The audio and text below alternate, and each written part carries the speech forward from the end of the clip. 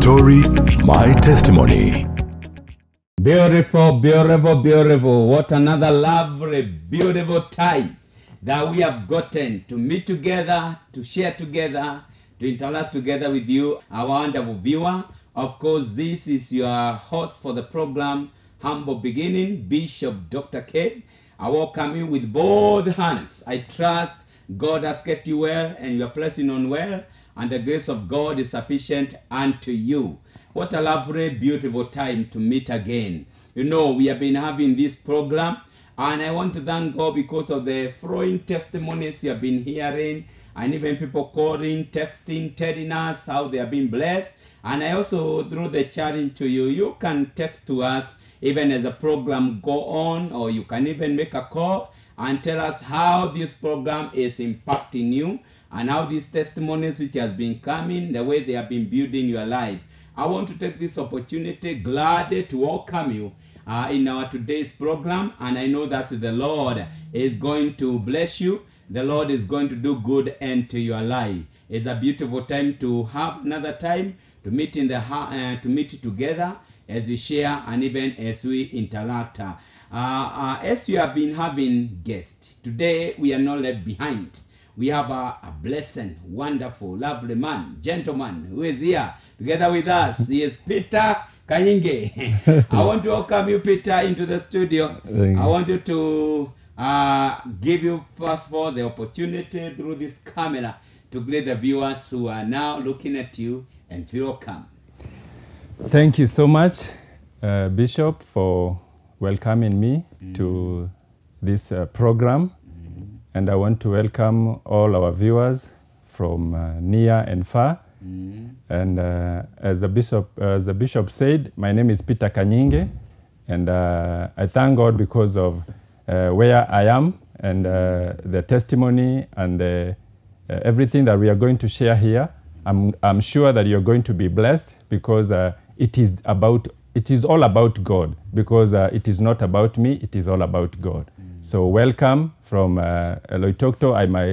I may welcome people from Loitokto, Kajiado, from Riruta Satellite, Nairobi, all over. Even I'm sure even from Mombasa people, and there are people who know me, Taita Taveta, so all over. Welcome and God bless you. Thank you. Beautiful. I like the way you put it, all over. Yes. People of Loitokto, yes. you are there. Yes. Kajiado, you are represented. Yes. Satellite and also those other praises. Yes. Thank you so much. Yes. We appreciate. Thank you for taking your time to come. Thank you. And may the good God bless you and do you good. Now let's begin our sharing. Yeah. And the program is called Humble Beginning, My Story, My Testimony.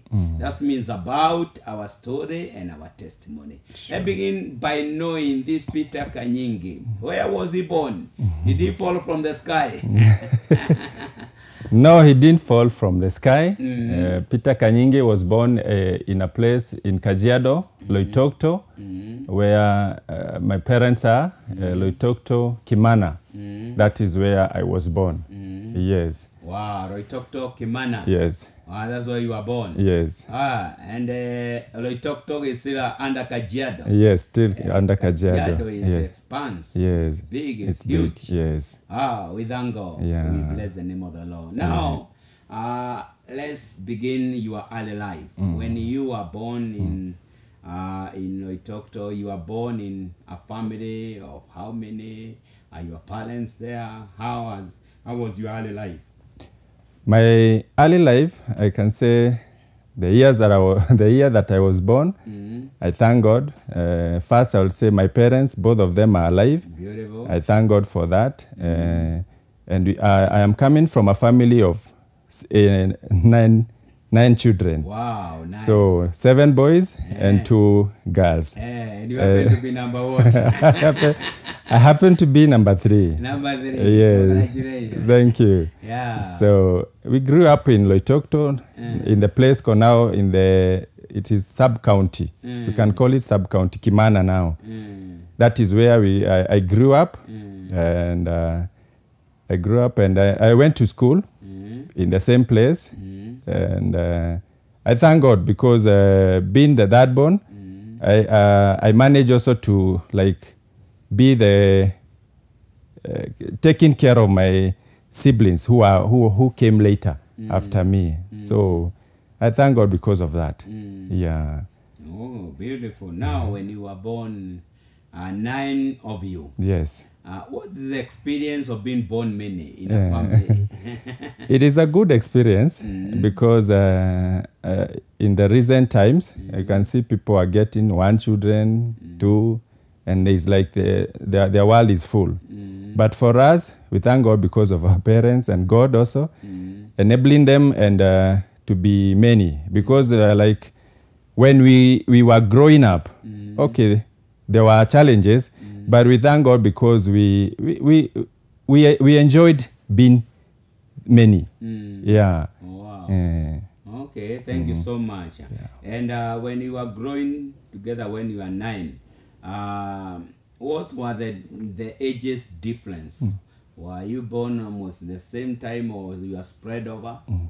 The ages difference is between there are those who are between like 1 year. There are those differences that are 2 years, and the last born I think is the one who came. I think that yes, late. The difference between our last born and the second last is almost 99 and 90. So you can see 9 years, almost 9 years.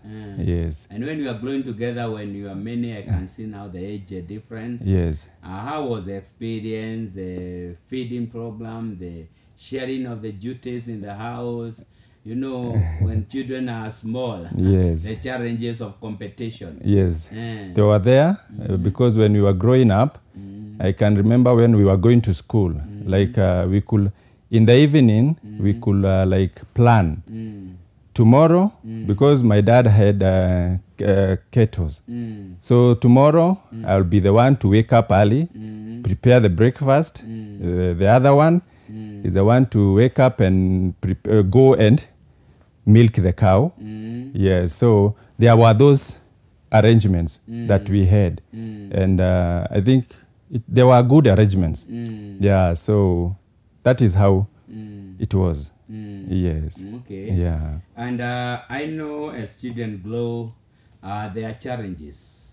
Sure. Especially from the early life, coming up, primary life. What one major challenge or something you can really remember that was a great challenge to your life? You know, even in the early youth, in the early life. Everybody has something unique you can remember, an experience you went through. Okay, I can't like really say, okay, it's a challenge. Okay, I don't know how I can put it, if it's a good, okay, you know, challenges, they are good and bad. Eh? Yeah. So there was this challenge that, okay, it was thrown by my dad. There was this time when we were growing up, and then my dad could, because he used to farm, the onions, tomatoes.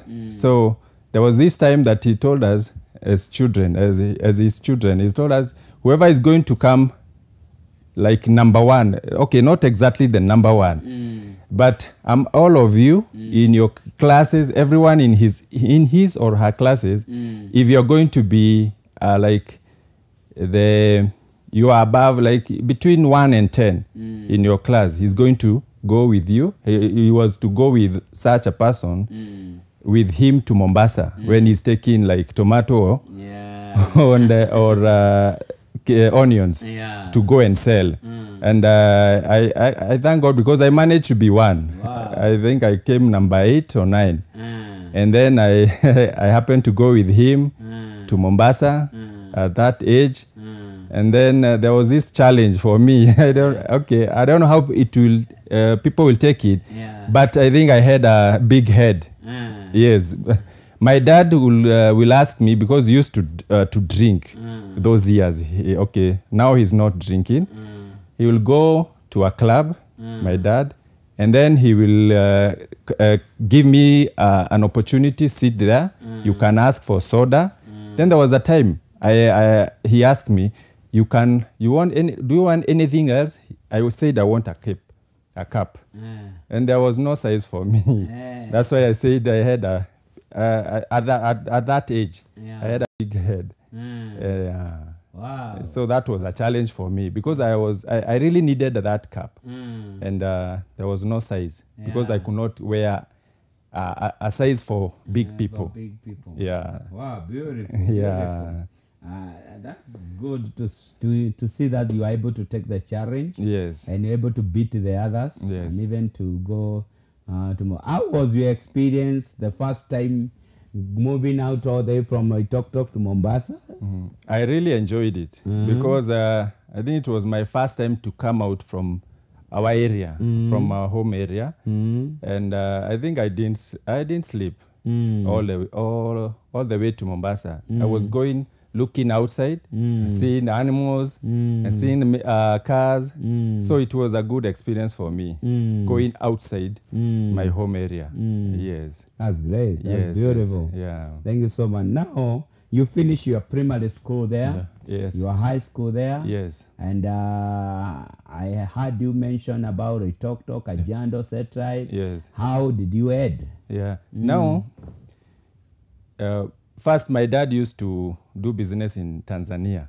So I think in those years, 80s, he moved to Loitoktok. Loitoktok to Kimana, he built. So when I finished my secondary school, my high school, there was a time that that year there was a construction that was going on in our area. So I was there was that construction. I wanted to go and have my money because I finished high school. I want money. Now I can't ask my dad for money. So I looked for a cart. They call him Kokoteni. Yeah. So I looked for that, and then I could go fetch water, come and sell water in that construction site. Wow. So I sell water, and then in that duration, there was a conference that was arranged from my church, home church, in Nakuru, Afra Stadium. So I had saved my money. So I told my dad there is this conference, youth conference, and I wanted to go. He asked me, do you have money? Yes, I told him I have money, and there is one of my uncle who also supported me. Even he gave me some few coins for that. So that is how I find myself in Nairobi. Okay, not exactly in Nairobi, in Nakuru. Now from Nakuru, after the conference was over, I was like, should I go home? Because now okay, for me, I was like, I'm going back to do what? I will go back and do the same job. That is fetching water for a construction site. So I decided I'll come to Satellite. Satellite, I had my cousin who is still here up to date. I came through my aunt, the sister to my dad. I stayed for some few weeks, in my aunt's place, and then my aunts bring me to my cousin, who was doing at that time, even now, the beauty, the salon and beauty, that business. Okay. So I stayed with her, I stayed with them and the family. Every day I will wake up, okay, I'm just there. Then I think one day my cousin asked me, Peter, you are waking up, okay, are you planning to go to Loitoktok? I told her no, I'm not planning to go to Loitoktok. Then she suggested to me, so you can be coming to the salon and you can be doing or learn something in the salon. That's how I find myself in Nairobi. Wow. Yes. Thank you. Yes. I see now from Loitoktok, Yes. you went to Nakuru, and then now you rather to Setright. Yes. Now, before we come back to Setright, going back to Loitoktok, Yes. I know that when you mention Loitoktok, something come up.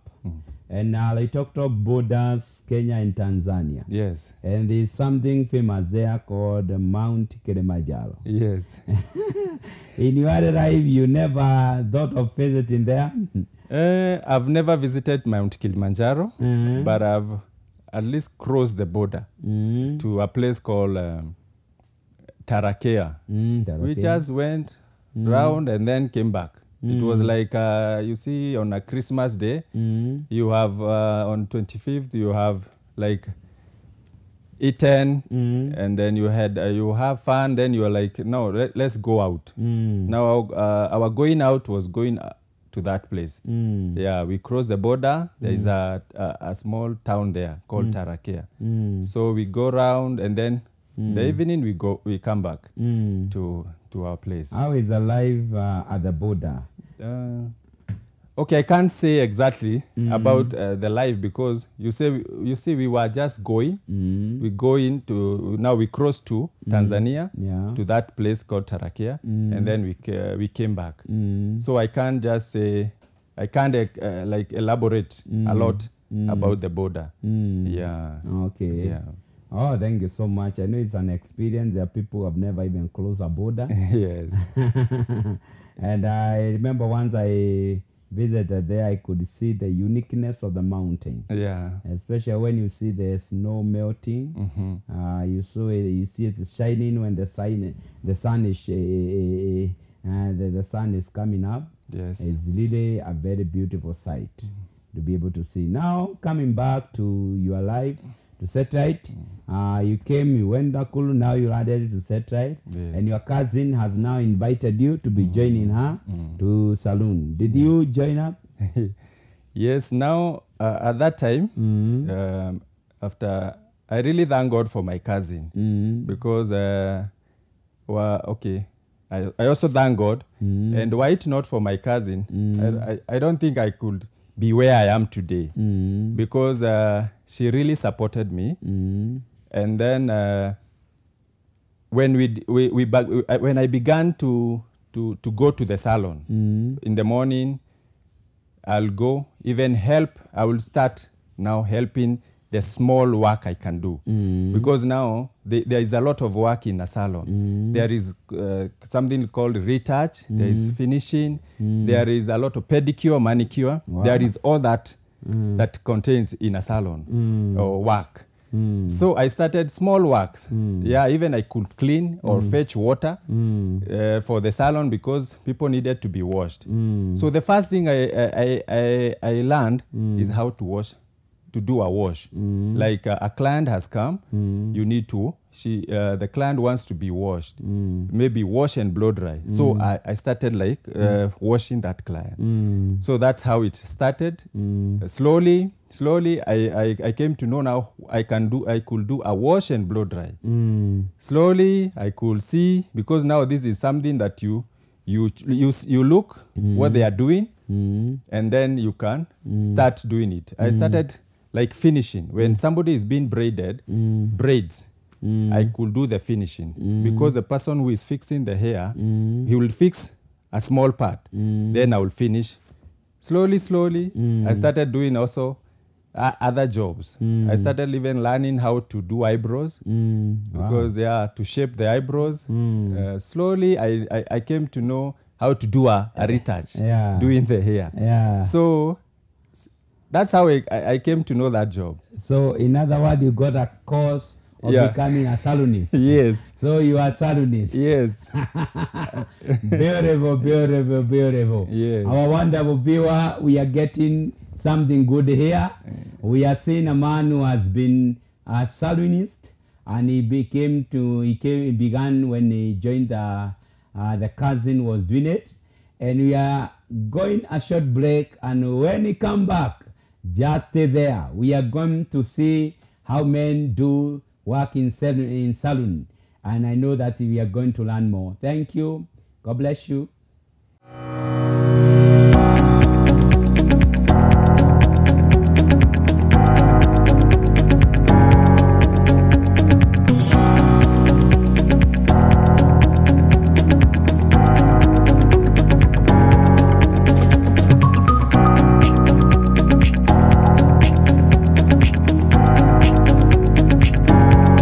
Humble beginnings.